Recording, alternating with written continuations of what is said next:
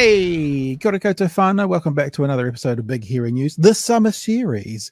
I don't know what else we're going to call it. Some highlights of the year whilst we all have a bit of a break, a bit of a holiday, but still want to provide the content to you that you know and love.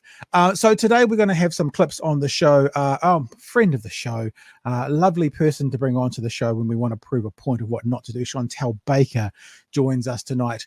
She talks about how she doesn't defend things like violence and then goes on to defend them. We'll have a bit of a look at that. Also, is violent crime up 40% as national claims? This is a pre-election conversation with Simon Wilson. And then speaking of friends of the show, our old mate, what does Chewy call him? The pile of pancake mix that is Sean/Karen Plunket, spread a whole bunch of mis and disinformation this year about all sorts of things, but specifically tonight, the 2023 census. We'll have a look at what he tried to say, what one thing was sort of a little bit accurate, and what basically the majority of it was not accurate. So he's going to be on tonight as well, or her, him. I'm not sure of Sean Plunket's pronouns. Prick and dork might be the case. So that's it for tonight's episode. I hope you enjoy it. Thank you again for being with us through the summer series. This is Big Hearing News. Let's rip into it. Clip number 2 is Chantelle has a history of saying she doesn't defend or justify actions or statements, and then she defends and justifies them.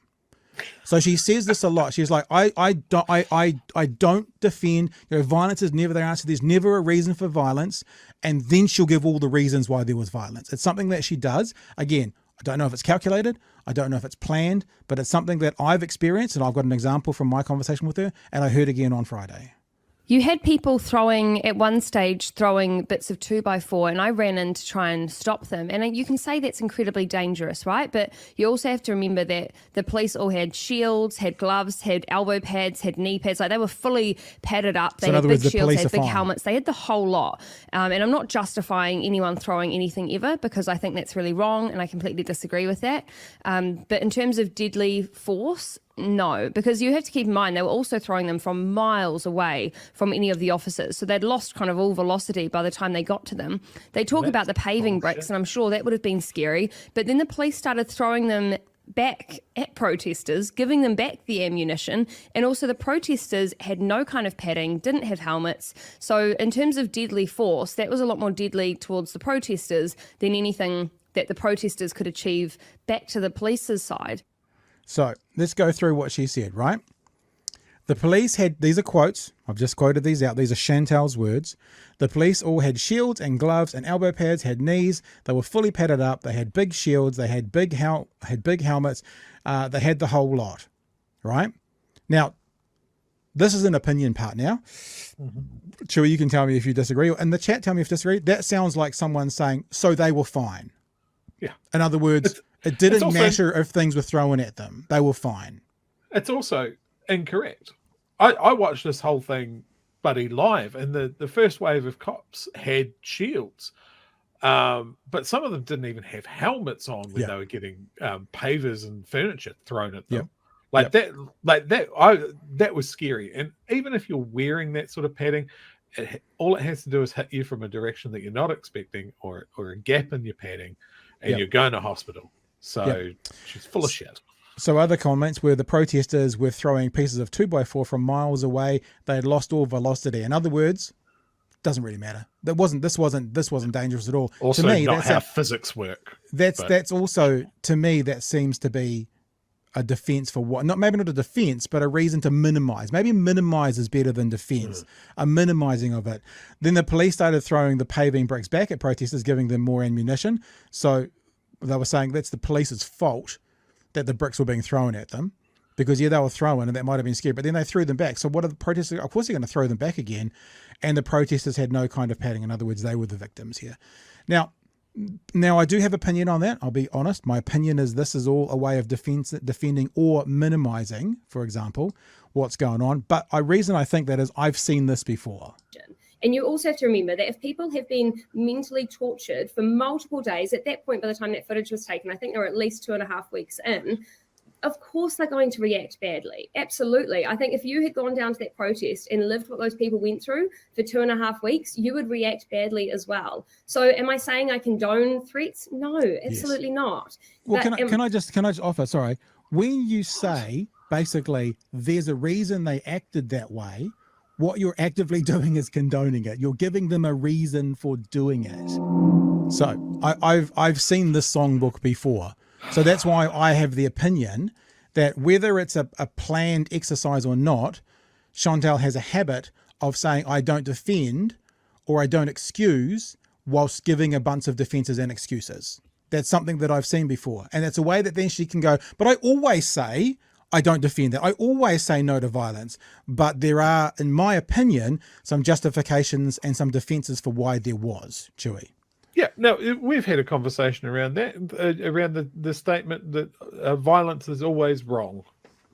You know, which and is sometimes it's not. Yeah, you can't stake out a completely pure position and then chip away at it. You know, I just wish you'd go back to selling clothes, man. Like, and I mean, to circle back on something that you said at the start, right? When people say, "Why don't you just ignore her?" You know, the best analogy I've got for that, right, is you could ignore someone shitting in the public swimming pool as well. But I think, I think you'll be fine down your end of the pool, right? For a while. For a while. But I guarantee you, someone shits in the public pool, you're going to go up and try and stop them. So one of the things that we want to do here is stop Chantelle shitting in our pool. And we need to put that on a T-shirt. All right, team. Thanks for being with us still through this evening of Summer Series Best of Big Hairy News during the summer break. I wanted to let you know as well that the BHN shop is still actually active right now. We have got a summer sale going on, bhnshop.nz. There's a bunch of Beardy Boy gears up there. There is T-shirts and there is caps as well. There are these very cool black on black T-shirts. And there's a limited number in there. As you can see here, the 4XL is sold out, but there's small, medium, large, XL, and 2XL still available at the time of recording. There's also this very cool, of course, we're Otago. We had to go with the blue on yellow as well. There's a few of them, XLs, larges, mediums, and smalls in there as well. And there's a bunch of caps as well, if you're interested in those things. And what we're going to offer you is, until we come back live, which is at the end of January, we are offering a 25% off anything on the store. Just use the promo code SUMMER and you'll get 25% off anything. Now, at the time of recording this conversation, there was also one 5XL BHN hoodie remaining. Now, remember, last year the BHN hoodies had OB on the back, original Beardy. Now, that doesn't come back in 2023, except for this one. It's 5XL. At the time of recording, there's only one available. It's on the store, and it's 25% off to match with what's happening with the rest of the summer sale. If it's not there now, maybe it's gone, maybe you got it, or maybe it's still there and you want to go pick it out. It's just because we had one left over, one 5XL original Beardy BHN black hoodie. If you want it and it's still there, go grab it at bhnshop.nz. Anywho, that's us. Let's continue with the summer series. This is Big Hairy News. Hey, now, speaking of dominating the headline, Simon, you said you'd be cool to hang around if you want to. I want to go on to another topic, but it's political. So do you want to stay and hang with us and talk about violent crime? Absolutely. Yeah, let's do that. Let's do this. Let's talk about this thing because it kind of flows on naturally into what we've just been talking about. Stuff.co.nz has done some work on the violent crime gone up under Labour statement that we're hearing from National. The whole truth, has violent crime gone up under Labour? What I thought I'd do, and we can all just chill out and listen to this for 3 or 4 minutes, is play you a little bit of the audio from, I'm guessing this is sort of a podcast, a couple of their journalists are talking. And the reason I want to play this clip is what they do is they delve into the data about what crime is, and they delve into the data as to how police identify what the crime is. And then they come up with some conclusions. So let's just have a listen to this, because as you said, Simon, what's in the headlines? I think National will be attempting to put this in the headlines for the rest of the year. Either whether it's warranted or not, I think this will be one of those things, you know, violent crime and crime in general. So let's have a listen to what they were reporting on stuff.co.nz about violent crime and what it actually means. Yeah, so this is actually one of those examples where we went back to National to say, how did you arrive at this figure? because it's really hard to fact check something if you don't know how somebody's come to that number in the first place. So they came back to us and sort of talked us through their working and explained that their figure is based on, so it's come from the police database for a category of crimes that the police refer to acts intended to cause injury. And that's like the whole spectrum from, you know, like a minor physical assault to somebody getting murdered. That's a big category. It is a big category. So they used what the police called the... That's the first thing to be really aware of. Violent crime is everything. So from a push, which would be considered an assault, now I'm extrapolating, through to a more serious actual fisticuffs and potentially murder. So all of that is now under one category, which the police are calling violent crime. And so now when we know what National says violent crime is up by 40%, whether that's true or false, we're going to delve into that. What it means is that's what they're talking about. Basically, all crimes that are considered an assault. So that's where the numbers come from. Victimizations data set. So essentially, rather than counting criminals or offenders, they count the number of people who are victims. So if you have, say, an assault where 2 people get hurt or are involved, then that counts in the database as 2 victimizations. So just so we understand what we're talking about here. And they found that in 2017, which is the year that Labor took office, there were about 50,000 victimizations recorded in that year. And then in the year to October 31st in 2022, which was sort of as much data as they had at that point, that number was 57,600. They've taken that number and they've extrapolated it out to get like a full year figure for 2022 of about 70,000, which does basically clock in at an increase of 40%. They actually did their maths a little bit wrong. It's more like 38%, but you know, it's kind of in that ballpark. But as I sort of alluded to earlier, the fact that I had to actually go and ask them, hey, how did you count it, points to not like a problem here, but just a sort of idiosyncrasy of how police record and report data in the first place. So that's kind of the nutshell of what they came to. So people are clear, and I'm not saying this in any way. People know who watch us, Simon, that we don't carry water for anybody, right? But we like to know what we're talking about. So there's a new way of counting violent crime, and it's the number of people that were impacted. So if there's one significant event that impacts 10 people, then it's counted as 10, not as 1. So they did some numbers as well later on in that conversation. I'm pretty sure if they did it by people, you know, like by individual events, I should say, it was about an 18% increase. And they also said they didn't do it per population either. So if it was per capita, it was about 31%. Now, I guess the question I want to ask both you guys is, it is definitely an increase based on even if it's 18%, if you're looking at the number of actual events there were, it's an increase. Is that all that matters? Or is it important that National gets this right as well? And what does this mean for the upcoming election? And because, Simon, you're our guest, I mean, if you want to have first crack at it, you're more than welcome. I got a few thoughts about this, and one of them is you can just see the discussion inside Labor where they go, hang on, you're telling me the police have got a new way of counting violent crime that makes it look like it's much worse than it was, and they're going to put that out there and National's going to use it against us. And it's like, okay, you know, anybody who thinks that the government is in some kind of Machiavellian way controlling everything in government, it clearly isn't true.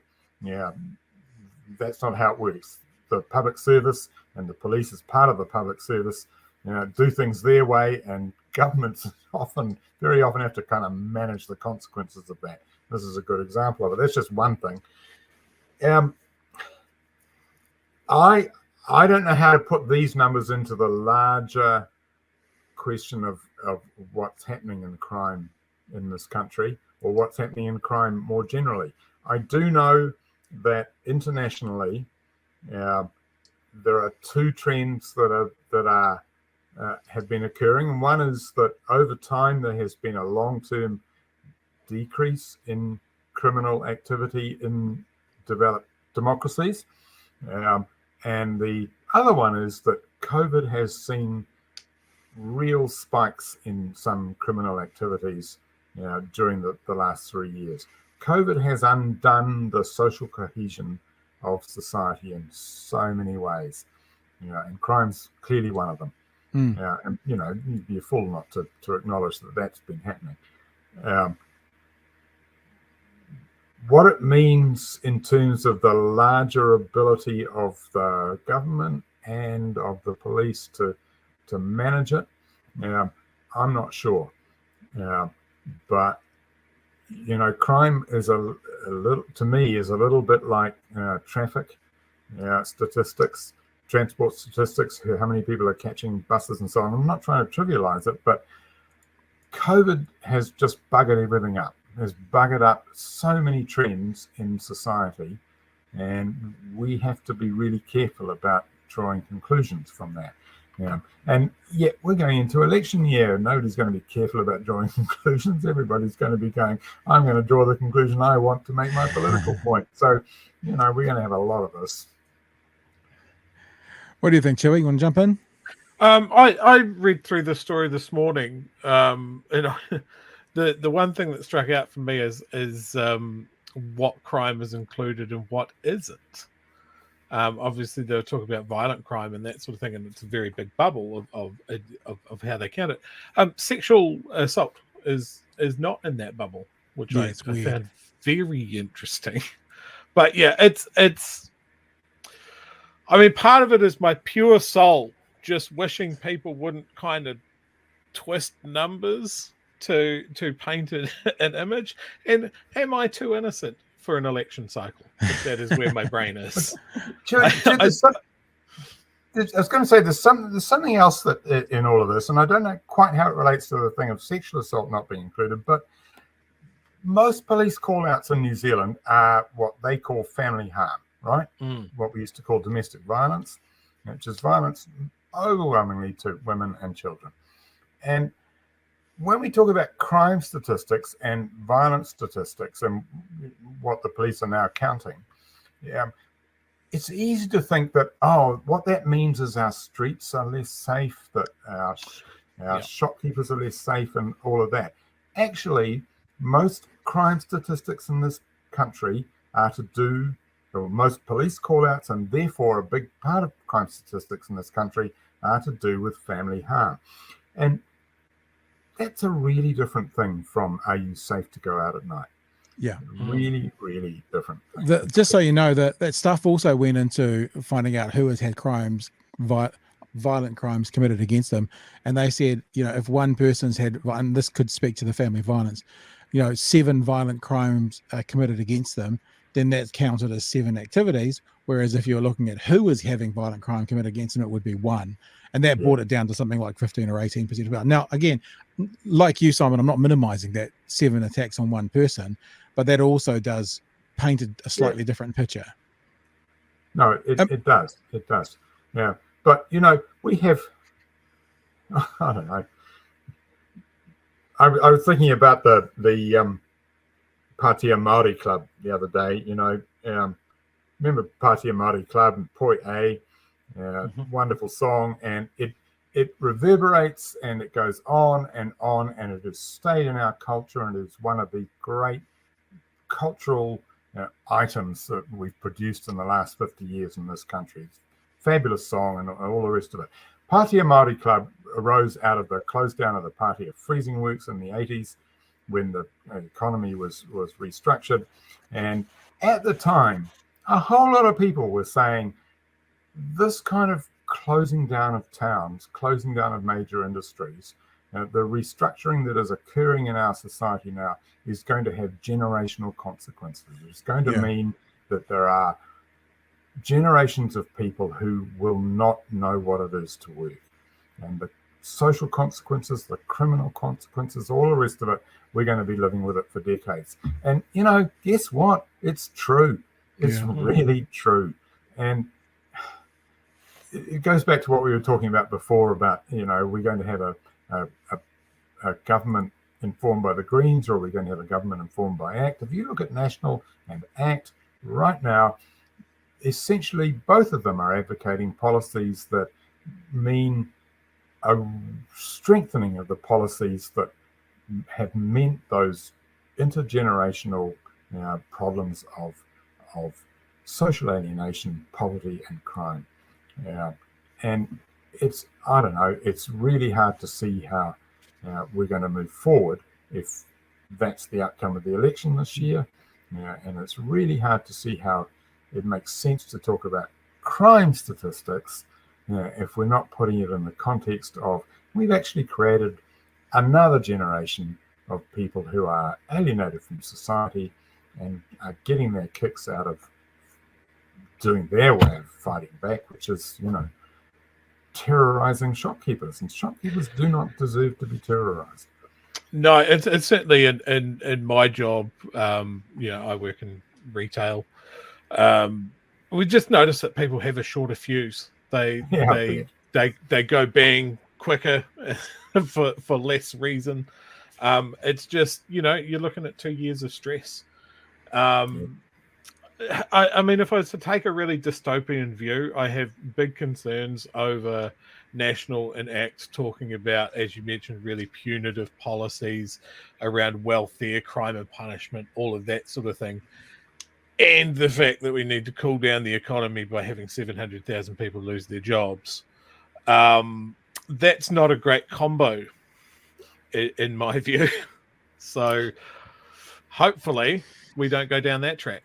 That thing of people on shorter fuses, and it's one of the other things I wrote about in my column in the Herald today, that it's really easy for people to be on that short fuse and to explode and to get super angry. And, one of the things I wrote about was that I think it's tragic that there will be no barbecue, government prime minister's barbecue Waitangi this year. And that also means that walkabouts in shopping malls and in the streets and school events and so on, they're all at risk of happening. And we've done our democracy in those ways in the past, and it's been fabulous that we've been able to do that you've been able to just turn up at the local shopping mall and meet politicians. That's fantastic. If we're going to lose that because there are too many angry people around, that's a really sad and difficult thing for us, I think. And I think it means that all those people who are with any influence at all, that those angry people are listening to, people who have influence among them, and I'm not one of them, I don't think. I really hope are encouraging people to pull back, to not be so angry, to not treat politics as a blood sport, not treat it as an opportunity to lose their shit, because there's no future in that. Hey, welcome back, whānau. Hope you're enjoying the summer series, Big Hearing News. Wanted to say a very quick yet very humble and honest thanks to all of our patrons. Obviously, this is a pre-record. At the time of pre-recording this conversation, these were our patrons that we had up on the billboard. Executive producers are Luce and Meow Collective, producer Cookie, Nick and Calfrin, senior producers Andrew Winnington, Anna Mills, super patrons Simple Reality, Rob Burney, Pat Sellers, Gareth Hodson, Lurchie, Michael Tilliard, Paul Christensen, Chris Rowley, the Penn Hay family, and Gold. Ding, always believe in you. Yeah, sorry about that. And also, of course, all our other beautiful people who help us do what we do. If you are interested at all in becoming a patron, it's very simple to do. Help us keep making what we're making. All you need to do is go to patreon.com/Big Hearing News. Patreon.com/Big Hearing News will give you all you need to know about supporting the work that we're doing. And coming up to 2024, we are going to be maybe not changing up, but probably the word is we're going to be honoring a bit more the people who have come on board to be patrons, like these people are here. In the past, we've been giving you guys a bunch of stuff. Some people have got merch from the levels. People have got access to us in weekends when we do a monthly kind of catch up, and also early release of clips, etc. We are going to look at doing more with the patrons and offering more to you through 2024 as a way of honoring what you've put into us and to say thanks as well. So if you're not a patron already, I'd love you to be on board. Patreon.com/Big Hearing News. Other than that, we'll get into more details as to what is going to happen with the patrons this year when we come back from our holiday. But speaking of holiday, it's Big Hearing News. It's the summer series. Let's continue. I want to talk a little bit about the census, Chewy. Oh, yes. This conversation around the census, it kind of comes back to this idea of trolls be trolling, because there is this idea going around at the moment, right? I'll bring it up here. And here is a person who has put this up. This year, actually, this is a video. We'll play this video. This year, the New Zealand Census will ask you what your gender is, as opposed to your agenda. See what I did there? Stats NZ insists everyone has a gender. I'm reading this for those who are listening to the audio, but not everyone believes in gender. This is the funny. I haven't heard this before. People saying, I don't believe in gender. I understand people debating what it is or what the words are, but now it's just like, no, I don't have one. I'm not a woman. I'm not a man. I'm not a other. I don't have it. There's not one at all. I'm like, oh, this is a new thing that I'm hearing, but then maybe I'm a bit cloistered. But not everyone believes. If you're like me, you have a sex and a personality. Stats NZ are going to assign you a gender if you have none. There is no option to opt out. I'm still reading this off a video on Twitter. There is no option to answer none. I want to change this, so I'm boycotting the census, because that's always the way to get things changed, is to remove yourself from the conversation. Now, it just kind of ties back a little bit to the conversation around Izzy Cook, because I thought, oh my goodness, this looks like it's getting some traction. People are going to boycott the census. So I did a bit of Googling around today. Not a single listing on the internet. No news story, nothing anywhere about any kind of movement to boycott the census. So we're talking about it today for a couple of reasons, because I want to. That's one of the reasons. But actually, I guess I want to say as well, it's being sold as a news story when it's kind of not. And it's a little bit like, even though if you look back to that video we just showed, there were a lot of people in there that trolls be trolling. It's such a small percentage of the population. This may be the same. Now, you might rightfully ask straight away, then why the fuck are you talking about it? Well, we get a chance to talk about Karen Plunket. We always like to do that. And, you're going to struggle listening to this, Chewy, I can tell you in advance. But, we're going to have a look at some stuff that was said on his show yesterday. And we're going to talk a bit more about what it means. Because the really unfortunate thing is that he has one valid point. And the unfortunate thing... You better keep that unless it gets away.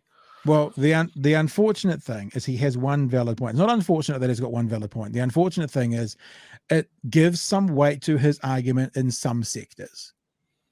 Because some people will go, well, he's right there.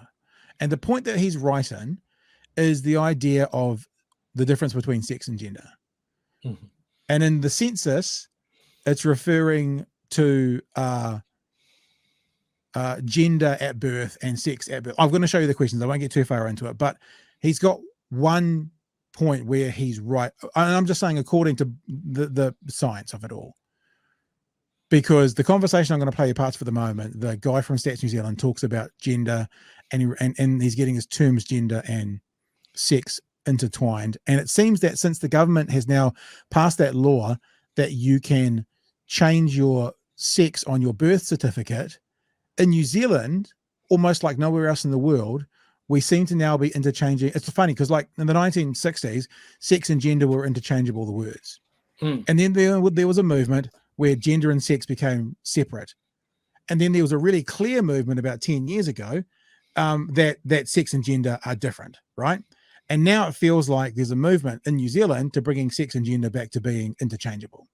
And when the government made the new legislation that you could change your sex on your birth certificate, the celebration after it, the person who actually put that policy through said, yes, finally, people can identify by the gender they want on their birth certificate. But that wasn't even the legislation they just changed. So there's, in New Zealand, it seems to maybe be a bit different than anywhere else in the world. Maybe that's why Stats New Zealand is into playing the two words. But Plunket's correct in sex at birth and gender you identify with, which unfortunately means other people are going to grab onto his other arguments, which aren't right, and go, if he's right there, he must be right in other areas. That's a bit of a prelude to the conversation, Trevor. Is there anything you want to jump in on before we get into it? Oh, I have lots of funny comments about the census. But yeah, people tend to throw their toys and weirdly get what they want, and then it kind of ruins the whole point. Like, I'll come back to this after we've seen the video, but there's a reason for asking this question, and it's not just about like wokeness, the woke and the cult of trans and whatever Plunket wants to get all frothy about. Yeah. There's one thing. It's healthcare, you dingus. I just want to respond to Caitlin, because Caitlin's far more of an expert in this area, obviously, than any of us. I just want to make it clear I'm saying the same thing, Caitlin, that you can only only shows sex on your birth certificate. But I think it was Jan Tinnity. I'm not sure about that. The person, the MP who was behind the change in that legislation, her victory speech, she said, finally people can identify by the gender they want on their birth certificate. So the person who had just passed, who was behind getting the legislation passed, so that you could change your sex on your birth certificate, that person then said, finally people can identify with the gender they want on their birth certificate. That's what I'm saying. I'm not disagreeing with that, Caitlin. We're clear on it that it only shows sex, but what I'm saying is even the people who passed the legislation didn't seem to have their wording defined and accurate, and maybe that's a part of this whole confusion and conversation. Now, Chewy, you pulled off your headphones before when I played the Heather Duplessis Allen, but you may want to do this again. So we're going to go have a listen to Karen, and there's a couple of things here. Yeah, we're going to listen to Karen, and part of the reason we're listening to it is I want to just encourage people again. I don't believe in cancel culture, but I question why anyone goes on his show. We've gone through other interviews that he's done, and we've wondered why people would subject themselves to this bombastic pile of shit, but they do. So this is a part of the conversation where the guy from Stats New Zealand is talking about what it means to be cisgender, like what that term means, right? We're not going to go through like this. Trust me, I know you're looking at this bar and going 26 minutes. Holy crap. There's a couple of minutes now, and then I'm going to play 45 seconds for later on. And that's all we're going to play of Karen. But I just want to remind us all of this person who invites people onto their show to talk about things, to get information, and then screams at them for a good amount of time. Here we go. Is cisgender, Jason? Oh, sorry, cisgender. Yeah, because you used the term, and I've got no idea what you're talking about. Apologies. Okay, first of all, that's bullshit. I don't believe him. Of course he knows what it is. He may want to disagree with the term, but he knows what the definition of that word is.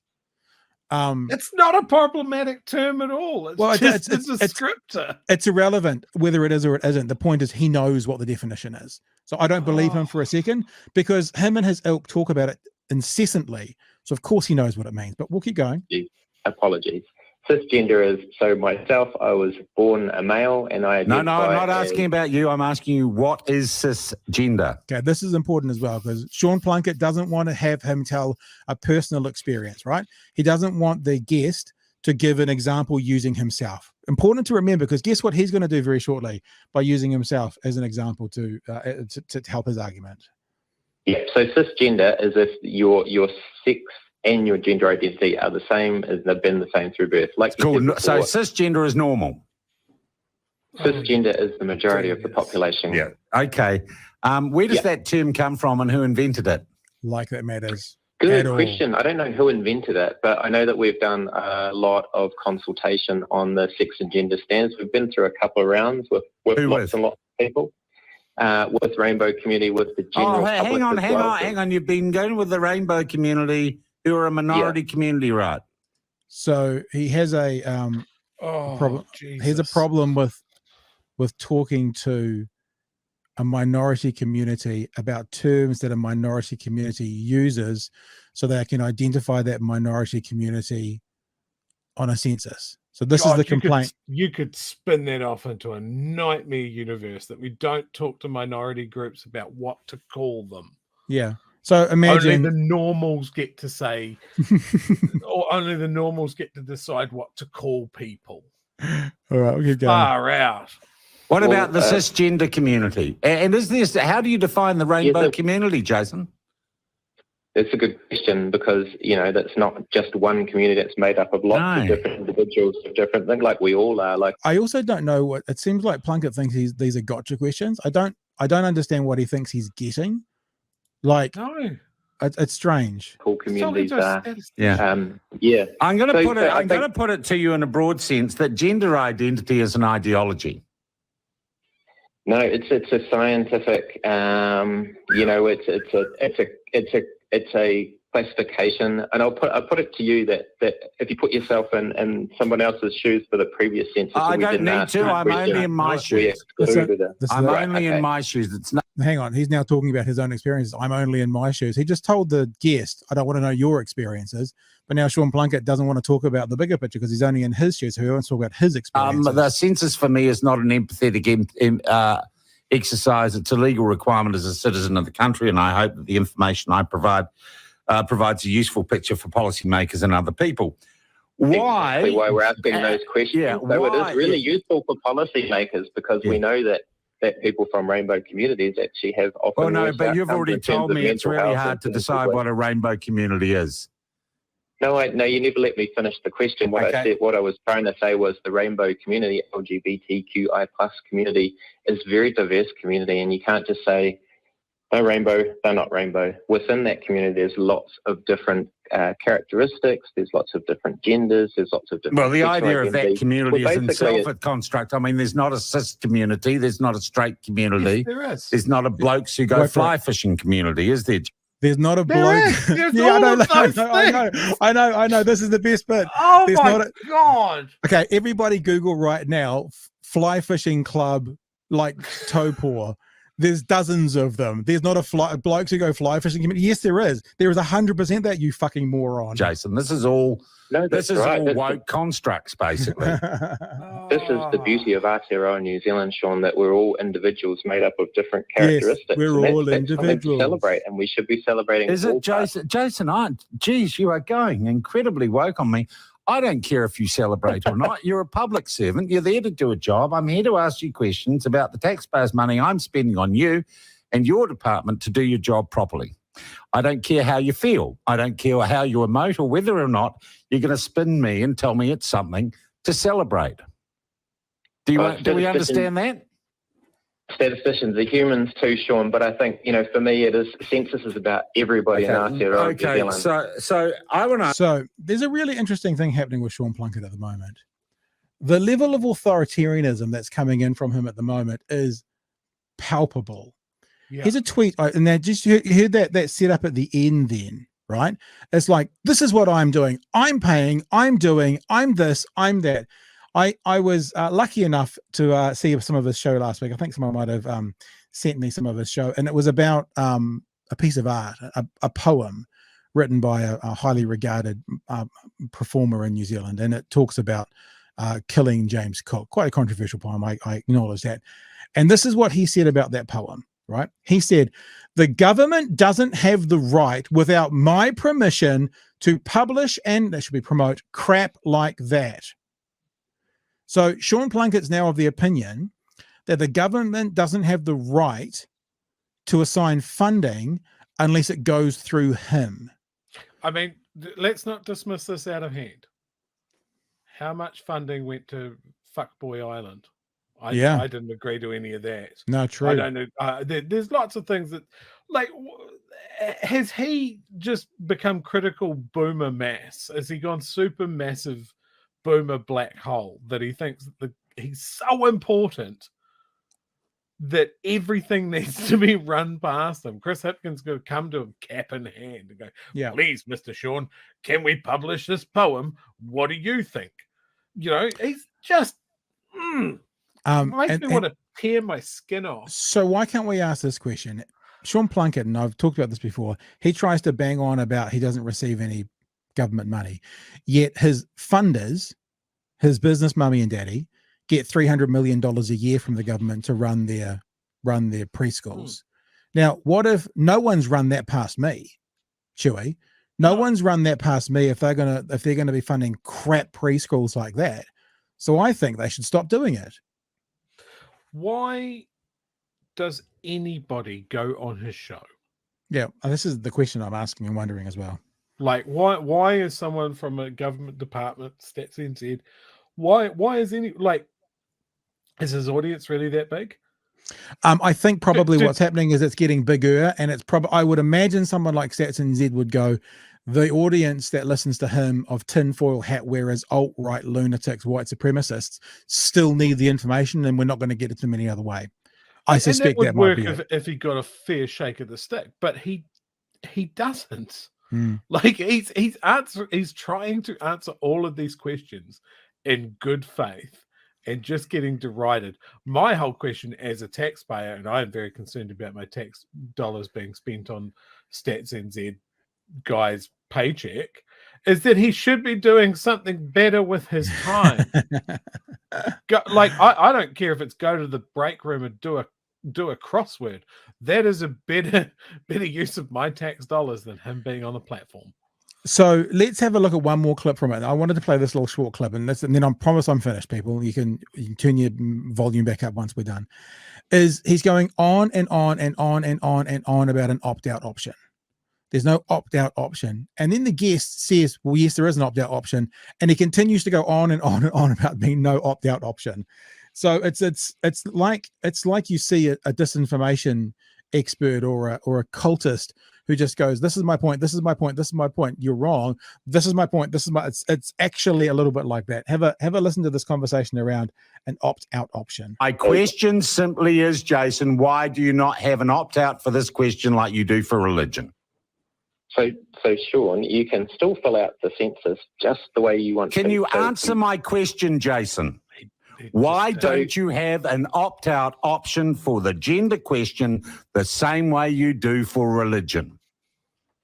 There is a prefer not to say option, but what we want to do is encourage people to fill out the census as many questions as they can. Then why do you have an opt-out for religion? Why do you have an opt-out for religion, Jason?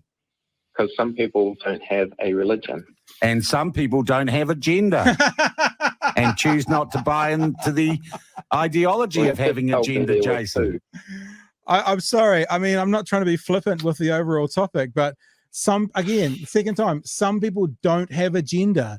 So some people aren't men or women or girls or boys or other genders that they identify with. Well, there is agender and non-binary. You could say that. Well, but they're still going to have a place where they can tick the gender box. They're agender. But anyway, look. Yeah, but Sean, I don't think they get that option. I don't think Sean's not meaning that. What he's meaning is us conservative right wingers who don't want to participate in your ideology. We don't have a gender. That's what he's meaning. So it's very important to actually realize what he's saying. Yeah, right? I think he fell accidentally into a point that he didn't realize that he was trying to make. But yeah, yeah. So let's now have a look. Agender and non-binary is a thing. It could be something that could be listed in the census, but it's not. Let's have a look. Well, let's have a look. Let's have a look at the census. I've got the questions. Good. This is what all the hubbub is about, right? This is what everything is about. Question number 3. What is your gender? Male, female, another gender. Oh, well, there we go. Okay, cool. So it's all good. It's all good. That's it. Well, all of my argument is gone. All of Sean's is gone. Like there is no argument there. There's your choices. And then in the binary box, no, then tick other. Don't want to answer it, tick other. And then there is, what was your sex at birth? Male, female. They're the 2 questions. And this is what all the hubbub is about. And as I said at the start, the only thing that Sean can grasp onto that he might have right, like a broken watch, or every dog has his day, is male and female aren't gender terms. And that's where it becomes problematic, I guess, on a form, because we're told there's unlimited gender. So how can you do that? By writing it in. But then what do you do as a statistician when you've got, I don't care about this, but I'm thinking like as a mathematician, if you've now got 14,000 categories, what do you do? What you could have, I don't care, have it. But what do you do as a statistician? And how do you, remember, a census is about data for things like planning health for the next 50 years. That's why it's really important to know male and female, because males, for example, will need funding for prostate stuff. Whatever you identify as, like as your gender, but it's important to know how many males are in the country, because that does link into planning for things like health in the future. So yeah, I think the perceived issue there of like, oh, well, it would make it more difficult for the statisticians. They can work that out. They're smart people. But yeah, as far as the culture war argument goes, for all the TERFs out there and the people, you know, that are just scared of people having more freedom to identify how they feel, it makes people uncomfortable. Sean can't understand it, because back in his day, I don't know, you just beat anybody weird with sticks and throw them in a quarry and you wouldn't have to worry about it anymore. And I think we can all agree it's a better world now. But yeah, I think this is why it's so vital to have it on the census, because this is such an evolving thing. It is part of our healthcare structure. It is part of the makeup of our society. It's so wide ranging. And I really do hope that we're right on this for the culture war aspect, is that there's a really loud, really small group of people, and 90% of the country is just going to whip through this thing, tick all the right boxes, and then send it off. So yeah, of course. And even though I say there's a, in my opinion, this is not worded correctly, right? Obviously, I'll tick male because that's the closest word, and I'll tick male. Well, I say obviously, I think it's obvious, but maybe in this day and age, people might say, I'm not sure how you identify. Well, I'll tick male and male. And I don't see anything there about cisgender.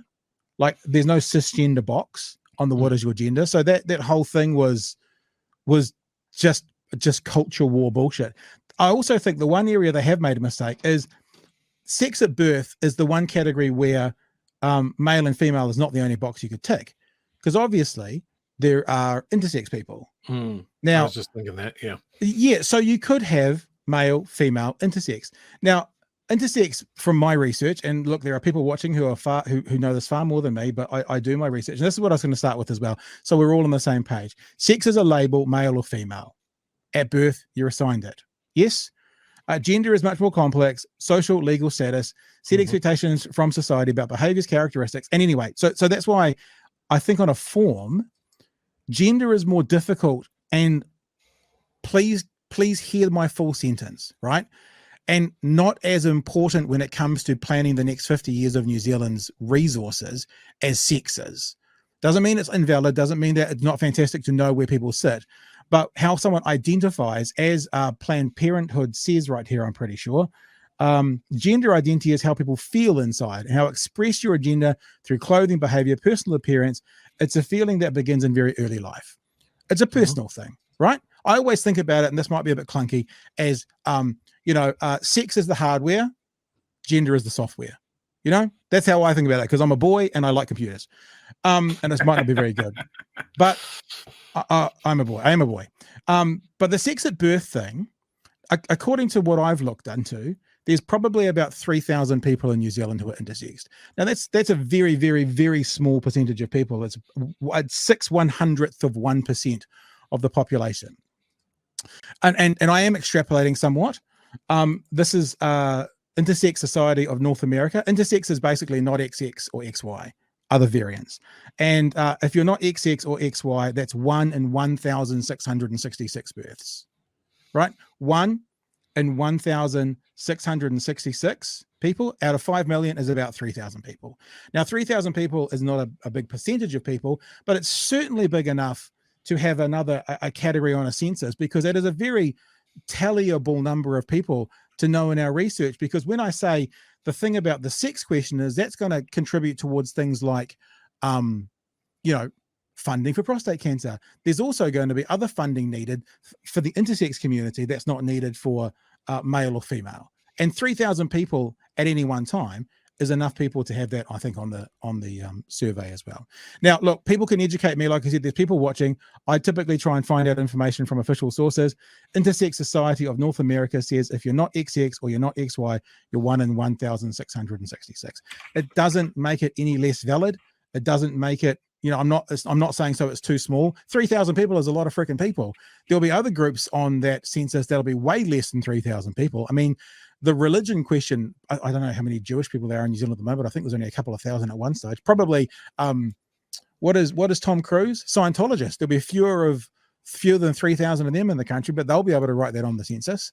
So I think I think it's unfortunate because I think language is precise, and I think we need to get it right, that there is some confusion between gender being male and female on the census and sex being male and female, but it's not enough. Society is not falling down.